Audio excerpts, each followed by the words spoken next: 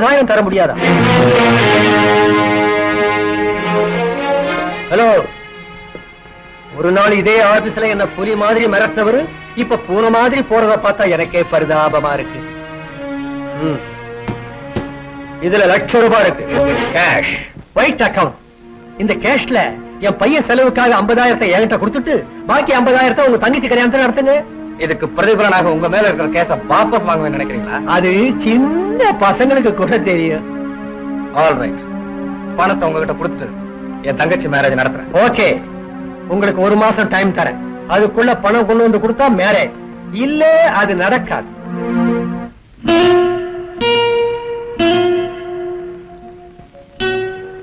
அண்ணா, என் திருமணத்துக்காக நீ மத்தவங்க கிட்ட தலை வணங்குறது எனக்கு இஷ்டம் இல்லைன்னா. தலை வணங்காமலே உன் கல்யாணத்தை நடத்தி வைக்க வழி கிடைச்சிருக்குமா? நான் ராஜினாமா பண்ண போறேன். அண்ணா. ஆமாம்மா, நான் வாலண்டியரா ரிட்டையர் ஆனேன்னா ப்ராவிடன்ட் ஃபண்டும் கிராஜுவேட்டையும் சேர்ந்து 50,000 ரூபாய் கிடைக்கும். அதுல உன் கல்யாணத்தை முடிச்சிடுறேன். வேண்டாம் அண்ணா, என்ன விரும்புறவ பணம் தான் பெருசுன்னு நினைக்கும் போது அதுக்காக உங்க வேலையை ராஜினாமா செய்யறது நல்லா இல்லைன்னா. பாரம்மா, இதெல்லாம் உன்னுடைய நன்மையை முன்னிட்டு தாமா செய்யறேன். அண்ணா, எனக்கு நீ சந்தோஷமா இருந்தா போதுமா. எனக்கு நீயும் உனக்கு நானும் தவிர வேற யார் இருக்காங்கம்மா? உன் கல்யாணத்தை நடத்தி வைக்க வேலை மட்டும் இல்ல, தேவைப்பட்டா என் உயிரே கொடுப்பேன். செய்யறேன்னு எனக்கு தலைமுறையே வச்சுட்டீங்க ஐயா. அப்பா, நீ கொஞ்சம் அவசரப்படாத. இந்த அரசியல்ல எப்படி ஷைன் ஆகுறதுன்னு புரியாம இருக்க. இப்ப என்ன நடந்தது சொல்லு. என்ன சொல்ல? விஸ்வநாதன் ரிசைன் பண்ணிட்டான். சபாஷ், ஃபைல் இன்னொருத்தன் கைக்கு போக போது நம்ம 60 லட்சத்தை வெளியே கொண்டாடுறதுக்கு இப்ப உள்ள ஆபீஸ்ல பயன்படுத்துவோம். அது சரியா? விஸ்வநாதன் வாலண்டரியா ரிசைன் பண்ணதுனால அவருக்கு 50,000 ரூபாய் பணம் கிடைக்கும். அந்த 50,000 என்கிட்ட ஒப்படைச்சு அவன் தங்கச்சி எனக்கு மறுமணம் ஆக்கி படாத பாடுபடுத்த போறான். ஒண்ணு செய்ய மாட்டான். எதுக்குன்னா அந்த விஸ்வநாதன் பேங்க்ல இருந்து கொண்டு வர்ற 50,000 உனக்கு கிடைக்காது. என்னையா சொல்ற? அதோ உனக்கு சொல்ல மாட்டேன். டேய் வார்னி, செய்யட்டுமா? நான் சொன்னபடியே செய்யணும். தர்மத்தை நிலநாட்டு. இங்க வா.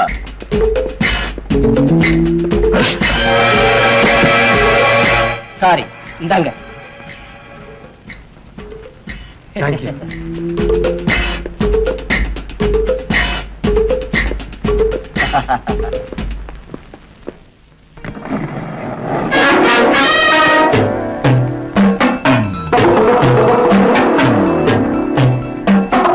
என்னது பாக்ஸா? அந்த பாக்ஸ் என் ஃப்ரெண்ட். அதை கொடுத்து கொடுக்கிற வழக்கம் எங்களுக்கு இல்ல. பருப்பு 10 கிலோ, பச்சரிசி 1 மூட்டை. ஏய் இடியட், 50,000 ரூபாயை எப்படி கொண்டு வருவேன்னு கேட்டியே, எண்ணி பாத்துக்க. எங்க இருந்து கொண்டு வந்த? கரெக்டா 50,000 இருக்குடா. Income tax officer Viswanathan sir photo இருக்குதுல. இந்த பாக்ஸ் அவருடையதான். Visiting card, photo. இங்க பாரு தாலி. இதையெல்லாம் பார்த்தா கல்யாண ஏற்பாடுகள் அவரும் செய்கிறார் போல்.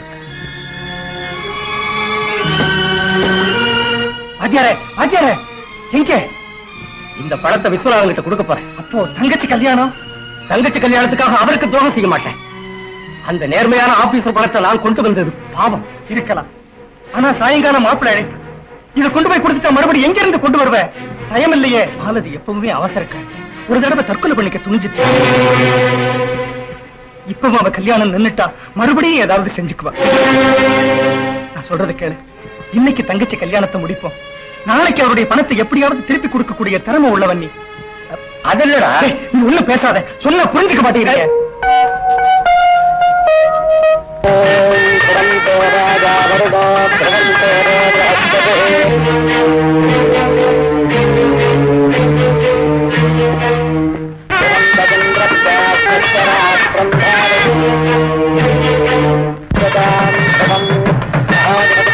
என்ன ஆழ்ந்த சிந்தனை? ஒண்ணு இல்ல, நம்ம மேரேஜ் எப்ப நடக்குமோன்னு. எனக்கு நெஞ்சில என்ன குத்துது? உன் பார்வையா இருக்கும். முகூர்த்த நேரம் ஆயிடுச்சு, நீ போ, நான் வரேன்.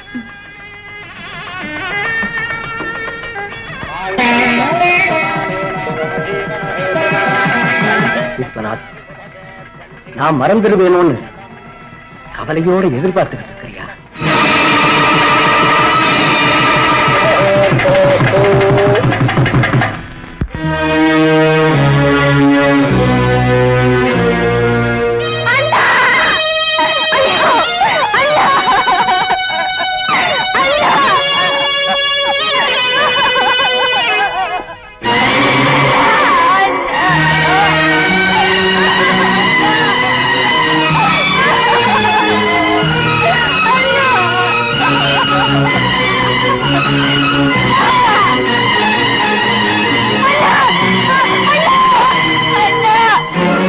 உன் தங்கச்சி கல்யாணத்துக்காக நீ பணத்தை திருடின, அது இன்னொருத்தன் தங்கச்சி அனாதையாக்கிடுச்சு.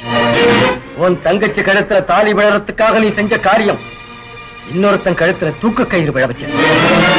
இந்த பாவத்தை எப்படி தீர்க்க முடியும்? இதுக்கு பிராயச்சித்தமா நீ என்ன செய்ய போற? ஒரு பெரிய உத்தமனா வாழ்ந்தார், நியாயத்துக்காக தன் உயிரியே விட்டார். பாவம், இவருக்கு இப்படி ஒரு நிலைமை ஏற்பட்டுருச்சு. இதெல்லாம் சொல்லி என்ன பிரயோஜனம்? உலகம் அறியாத பொண்ணு, அவ என்ன செய்ய முடியும்? எல்லாருமா சேர்ந்து கொஞ்சம் காசு சேர்த்து நடக்க வேண்டிய காரியங்களை நடத்தி முடியுங்க ஐயா. தேவையில்லம்மா, என் சிநேகிதனின் ஈமக்கிரைகளுக்காக நீங்க யாரும் சிரமப்பட வேண்டிய அவசியம் இல்லை.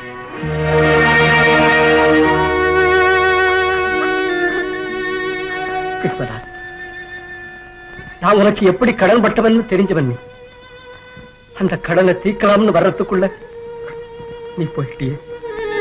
என் வாழ்க்கையில மறக்க முடியாத தண்டனையை விதிச்சிட்டிய.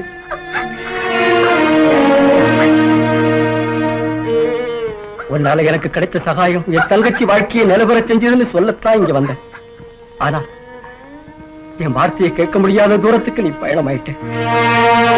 உன் தங்கச்சி கல்யாணத்துக்கு வேண்டிய பணத்தை நான் தர்றேன்னு இந்த திருமங்கல்ய சாட்சியா சொல்லத்தான் இங்க வந்தேன். அம்மா, அண்ணன் போயிட்டான், கண்ணீர் விடாதேன்னு சொல்ல மாட்டேன். ஆனா இந்த அண்ணன் உனக்கு துணையா இருந்து உன்னை காப்பாற்றுவான்னு மட்டும் உறுதி சொல்றேன்.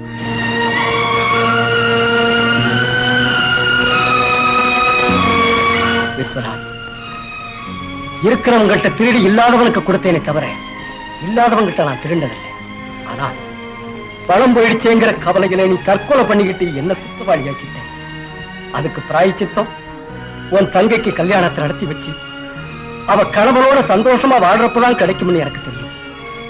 அவ கல்யாணத்தை எந்த குறையும் இல்லாம நடத்தி வைக்கிறேன்னு உன் மேல சத்தியம் பண்ணி இங்க சொல்றேன்.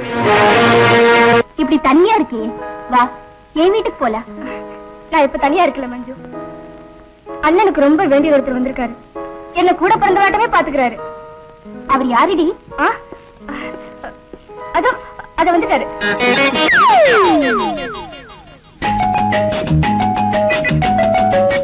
அண்ணா, இது மஞ்சுள தானி, என் பெஸ்ட் ஃப்ரெண்ட். வணக்கங்க. வணக்கங்க. உங்க பேர் என்னங்க? பேரு மணி. ஓஹோ, அப்படியா? நான் விஸ்வநாத சாரோட உங்களை பார்த்ததே இல்லையே. அது பூர்வீகம் நமக்கு சிங்கப்பூருங்க. அம்மா ரேகா, இது உள்ள கொண்டு போயமா. நான் வெள்ளத்தை மறந்துட்டு வந்தேன், எடுத்துட்டு வந்துடுறேன்.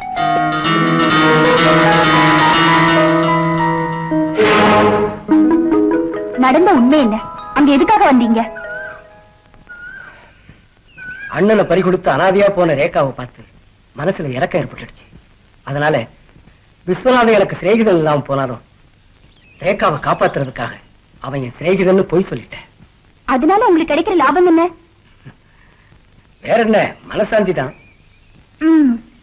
இனிமே நான் சும்மா இருக்க கூடாது.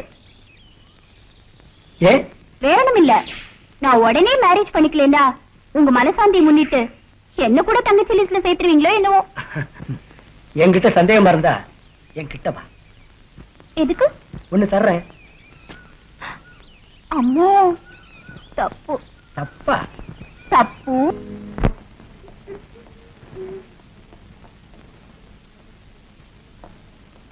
லதா, எங்க இருந்து வர்றேம்மா? மணிக்கிட்ட இருந்து. அவனோட சம்பந்தம் வச்சு கூடாதுன்னு சொன்னல. ஃப்ரெண்ட்ஷிப் தான். சம்பந்தம் இனிமேதான் ஏற்பட போகுது. அது சரி, நான் மணியை பார்க்க கூடாதுன்னு ஏன் சொல்றீங்க? அதை நான் கேட்க மாட்டேன்.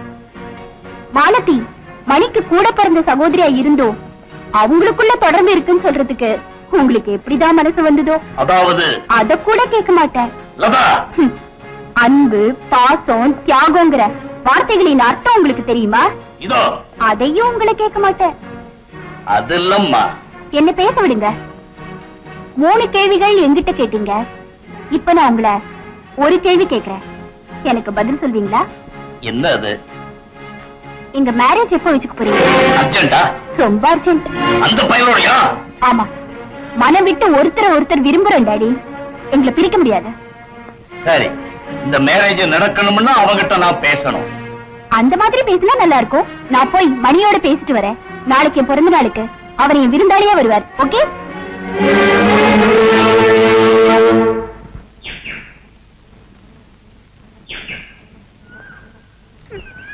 ஹாய். ஹாய். ஐயோ, என்னது காரசாரமா இருக்க? அப்பா என்கிட்ட காரசாரமா பேசினாரு. ஆ.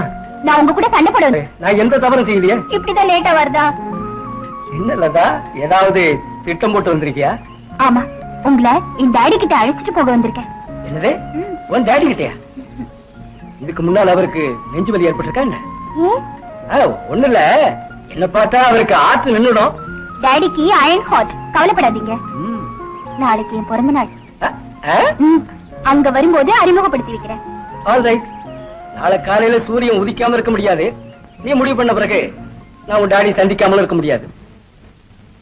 செஞ்சி 2 லட்சத்துல குறைஞ்ச நகையே காட்டாதீங்க. என்னங்க திடீர்னு உங்களுக்கு பொண்ணு மேல இப்படி ஒரு அன்பு ஏற்பட்டுடுச்சு? பரிச கொடுத்தாவது அது மனச மாத்தலான்னு பாக்கிறேன். இது 3,10,000. 3,10,000. ஆஹா, நெக்லஸ்னா இதுதான். இதுதான் இதையே வாங்கிக்க. வாங்கிக்குவோம். ராம்சுப்பு, செக் புக் எடு.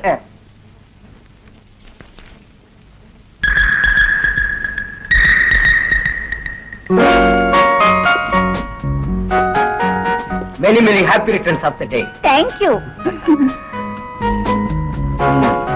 எப்படி இருக்கு?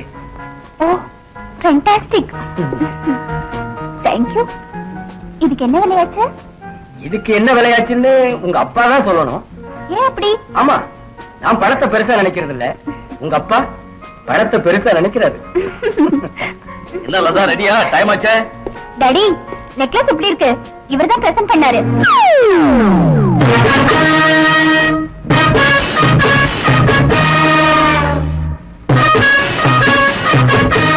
என்ன டாடி, நெக்லஸ் பார்க்க சொன்னா இவர் முகத்தையே பாக்குறீங்களே? நெக்லஸ பார்க்காம அவரை பார்த்து, அவரை பார்க்காம நெக்லஸ பார்த்தாலும் ஒண்ணுதானம்மா. என்னமோ விசித்திரமா பேசுறீங்க. இவர் பேர் மணி, எங்க ஃபாதர். இவரோட பேசணும்னு சொன்னீங்களே, பேசிட்டுங்க. நான் என் ஃப்ரெண்ட்ஸ பாத்துட்டு வரேன். தம்பி, கொஞ்சம் வரீங்களா? யாரப்பா நீ? உளவாளி நம்பர் 1. பயமுறுத்தியா என்ன? இந்த குரலை எங்கேயோ கேட்ட மாதிரி இருக்க. அதான் உங்க பொண்ணு இல்ல, அவ இதயத்துல வச்சிருக்காள்ல, அவ குரல்ல இருந்து உங்களுக்கு கேட்டிருக்கும். விளையாடி பாக்குறியா? அந்த நெக்லஸ் எங்க வாங்கின? நீங்க வாங்குற ஷாப்ல தான். அதுக்கு விலை நீங்க கொடுத்ததுதான். எந்த ஊரு? உங்க ஊரு தான். உன் வேலை என்ன? வேலை உங்க வேலைதான். அதாவது கொள்ளையடிக்கிறதா? கொள்ளையடிக்கிறது உங்க தொழில்னு ஒத்துக்கிறீங்களா? அடிக்கடி போன்ல எனக்கு எச்சரிக்கை செய்யற பேர் வழி நீதான்னு சொல்லு. இப்போ நேர்லயே பாக்குறீங்கல்ல. ஒரு கொள்ளக்காரனா இருக்கிறவன் இந்த வீட்டு மாப்பிளையாக வர முடியுமா? கொள்ளக்காரனுக்கு மாப்பிள்ள கொள்ளக்காரனா மாமா?